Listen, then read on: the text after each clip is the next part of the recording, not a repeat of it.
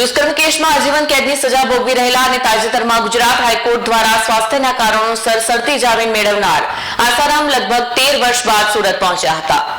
વર્ષના પ્રથમ દિવસે એટલે કે 1 જાન્યુઆરીએ સુરતના જહાંગીરપુરા આશ્રમમાં એક ઉત્સવ જેવો માહોલ જોવા મળ્યો। આસારામ ખાસ બસ દ્વારા આશ્રમ પહોંચતા જ મોટી સંખ્યામાં એકત્ર થયેલા તેમના અનુયાયીઓએ હર્ષોલ્લાસ સાથે તેમનું સ્વાગત કર્યું। વર્ષના પ્રથમ દિવસે એટલે કે 1 જાન્યુઆરીએ સુરતના જહાંગીરપુરા આશ્રમમાં એક ઉત્સવ જેવો માહોલ જોવા મળ્યો। આસારામ ખાસ બસ દ્વારા આશ્રમ પહોંચતા જ મોટી સંખ્યામાં એકત્ર થયેલા તેમના અનુયાયીઓએ હર્ષોલ્લાસ સાથે તેમનું સ્વાગત કર્યું। આશ્રમના પ્રવેશદ્વારથી લઈને અંદરના પરિસર સુધી ઢોલ નગારાથી સ્વાગત કરાયું હતું અને ભક્તોએ ભારે ઉત્સાહ દર્શાવ્યો। આસારામની ખાસ બસ આશ્રમમાં પ્રવેશી ત્યારે શ્રદ્ધાળુઓ ભાવવિભોર થઈ ગયા, હાથ જોડી તેમનું અભિવાદન કરતા નજરે પડ્યા।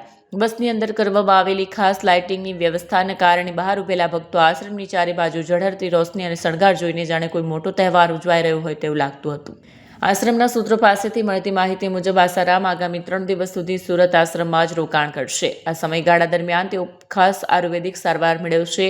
આ સાથે જ તેઓ આશ્રમમાં રહેતા સાધકો સાથે મુલાકાત કરશે। આસારામના આગમનના સમાચાર મળતા જ માત્ર સુરત કે દક્ષિણ ગુજરાત નહીં પરંતુ પડોશી રાજ્યો જેવા કે મહારાષ્ટ્ર અને મધ્યપ્રદેશથી પણ સેંકડો અનુયાયીઓ બસો ભરીને જહાંગીરપુરા આશ્રમ ખાતે પહોંચી ગયા છે। આશ્રમની બહાર અને અંદર ભક્તોની ભારે ભીડ જોવા મળી રહી છે, જેના કારણે કાયદો અને વ્યવસ્થા જાળવવા માટે પણ તંત્ર સતર્ક બન્યું છે। વિશ્વભરમાં તેમના 4 કરોડથી પણ વધુ અનુયાયીઓ છે। તેઓ વ્યસન મુક્તિ અભિયાન અને ધર્માંતરણના કાર્યો કરી રહ્યા હોવાથી વિદેશી કંપનીઓ અને અન્ય શક્તિઓએ તેમને નિશાન બનાવી આ ષડયંત્ર રચ્યું હોવાનો દાવો સમર્થકો કરી રહ્યા છે।